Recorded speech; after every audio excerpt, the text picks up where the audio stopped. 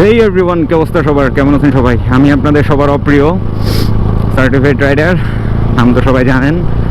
আর আজকে বের হয়েছি আমার বাইকটাকে একটু গোসল দিব, কারণ আজকে হয়তো বা ঢাকাতে আমার কাজ শেষ, তো চলে যাব চট্টগ্রাম। তো চট্টগ্রাম যাওয়ার আগে বাইকটাকে একটু ওয়াশ টোয়াশ দিয়ে দেন, তারপরে রেডি টেডি করে তারপরে হচ্ছে যে চট্টগ্রামের দিকে যাব।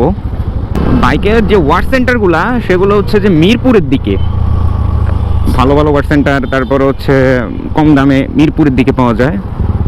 তো এখানে হচ্ছে যে হাতিরপুলের এদিকে, কাঁটাবন রোডের এদিকে দুই একটা আছে, তো হয়তো ওইদিকে আর যাবো না। তো এখান থেকেই হচ্ছে যে ওয়াশটা করে নিব। ওয়াশ করা যাবে গাড়ি? ওয়াশ ওয়াশ, মানুষ নাই? এ বড় ভাই, ওয়াশ করা যাবে গাড়ি? ওয়াশ ওয়াশ 150, সমস্যা নাই, করা যাবে।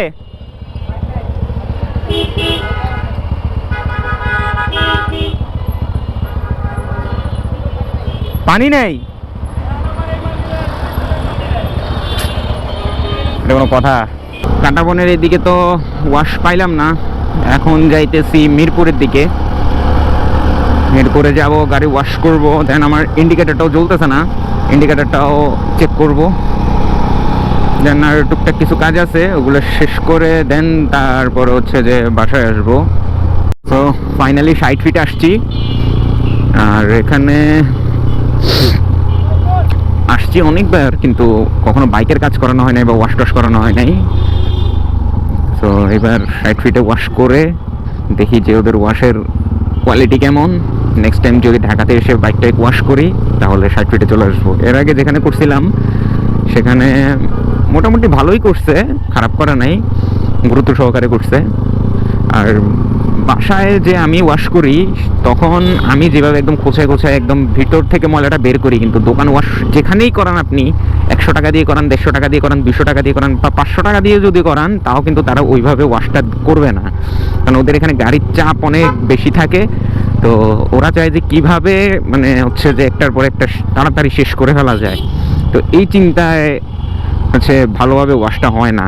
এখন যাদের হচ্ছে যে বাসা ওয়াশ করার মতো সিস্টেম নাই বা ইয়া নাই, তারা তো আর কিছু করার নাই, তারা এভাবে টাকা দিয়েই করতে হবে, সার্ভিস যেমনই পাক। তবে কিছু কিছু সার্ভিস সেন্টার আছে যে ভালোভাবে ওয়াশ করে, একদম সবচেয়ে খারাপ তা কিন্তু না। আর আমি বেশিরভাগই আমার বাইক নিজে বাসায় ওয়াশ করি, শুক্রবারে বা যেদিন ফ্রি টাইম পাই ওই দিন। আর বাহিরে ওয়াশ করি যদি মানে কোনো ইমার্জেন্সি কাজ থাকে বা বিরক্ত লাগতেছে বাসায় করতে, তখন। এছাড়া বাহিরে তেমন একটা ওয়াশ করা হয়নি। যে আমি ঢাকাতে আসছি 3 মাস, 3 মাসের মধ্যে হয়তো বা আমি ঢাকাতে 2 দিন ওয়াশ করছি। এর মাঝখানে চিটংয়ে গেছিলাম একবার, দেন তখন হচ্ছে যে বাসায় ওয়াশ করে তারপরে ঢাকাতে আসছি।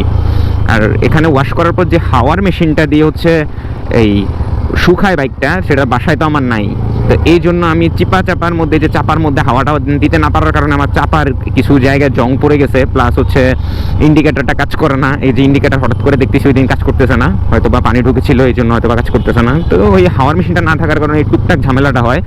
আর এই ছাড়া তেমন কোনো আহামরি সমস্যা হয় না। আর আমার বাইক যেহেতু মড করা, ওয়্যারিংও মড করা হয়েছিল এক সময়, তো সেক্ষেত্রে ওয়্যারিংয়ে পানি গেলেও স্টার্টে মাঝে মধ্যে ঝামেলা করে।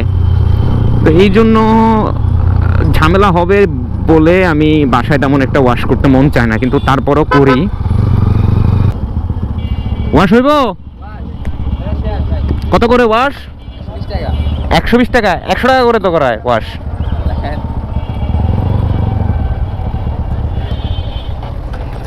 100 টাকার ওয়াশ দেখি কেমন হয়। হচ্ছে ঢাকাতে 100 টাকার ওয়াশ, দেখছো কি অবস্থা, কি বাইরে হয়। ফাইনালি ওয়াশ শেষ।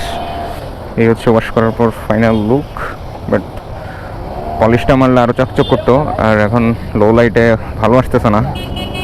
এবার যেটা হয়েছে, গাড়ি ওয়াশ করানোর পর ওই প্লাগের মধ্যে পানি গেছিল, আর তখন প্লাগের মধ্যে হাওয়া মারছে। হাওয়া মারার সাথে সাথে ওই প্লাগের যে উপরে ক্যাপটা থাকে, ওই ক্যাপটা হচ্ছে যে আলগা হয়ে গেছে। আলগা হয়ে এখন রাস্তার মধ্যে আমি হঠাৎ করে গাড়ি বন্ধ হয়ে গেছে, আর স্টার্ট নেয় না। আমি আল্লাহ কিরে, 1 ঘন্টা যাবৎ প্রায় আমি সেল দিতে দিতে দিতে মানে কি বলবো, পুরো শরীর টরিল ঘামাই অবস্থা টাইট। তারপরে লাস্টে প্লাগ খুলে আবার নতুন করে লাগাইছি। দেন তারপরে দেখি যে গাড়ি স্টার্ট হয়েছে। আর থ্রটলটা হচ্ছে যে আমার এই কুইক থ্রটল নিয়ে যে আমি কত বড় বিপদে আছি এটা কি বলবো।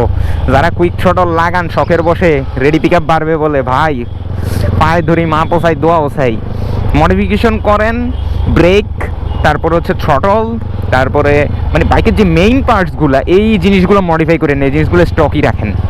আর বাকিগুলো মডিফাই করেন, সমস্যা নাই, স্টিকার মডিফাই করেন, তারপরে কালার মডিফাই করেন, এগুলো সমস্যা নাই। কিন্তু বাইকের মেইন যে পার্টগুলো এগুলো যদি মডিফাই করেন, মানে কি পরিমাণে যে হ্যাসেল মানে পয়তে হয় বলার বাহিরে। আমার জীবনে শিক্ষা হয়েছে এইসব মডিফিকেশনগুলো করে, এইসব থ্রটল মটল এইসব বক্কর চক্কর জিনিসগুলো লাগাই। যাক সমস্যা নাই, এই আর কি। এখন যাইতেছি হচ্ছে এই লুকিং গ্লাস ভাঙা যেটা মিরপুর 10-এর দিকে যাইতেছি। লুকিং গ্লাস মেবি একটা লুকিং গ্লাসের ওখানে গ্লাস কেটে লাগায়, যেখানে ওয়াশ করলাম সে বললো যে ওখানে গ্লাস লাগায়। তো যাই মিরপুর 10-এর দিকে যাই, ওখানে দেখি গ্লাসটা লাগাইতে পারি কিনা। অরিজিনাল গ্লাস যেটা সেটা প্রায় 700 টাকা জোড়া, এই অ্যাপসেটের ইয়ামাহার অরিজিনালটা, আর ডুপ্লিকেট যেটা এটা 450 টাকা বলতেছে। তো অরিজিনাল দুইটা গ্লাস কিনে না লাগাই, যেহেতু আমার একটা গ্লাস খালি ভাঙছে। তো এখন দেখি যে যারা গ্লাস লাগায় তাদের ওখানে গিয়ে যে যদি একটা লাগানো যায় তো লাগাই ফেলবো, আর যদি তারপরে লাগানো না যায় তাহলে হচ্ছে হয়তোবা দুইটাই কিনতে হবে। এগুলো আবার জোড়া ছাড়া বিক্রি করে না, সমস্যা হয়েছে এই জায়গায়। দুইটা দোকান দেখলাম মিরপুর 10-এ, শুক্রবার যে জন্য বন্ধ, আসাটাই লস।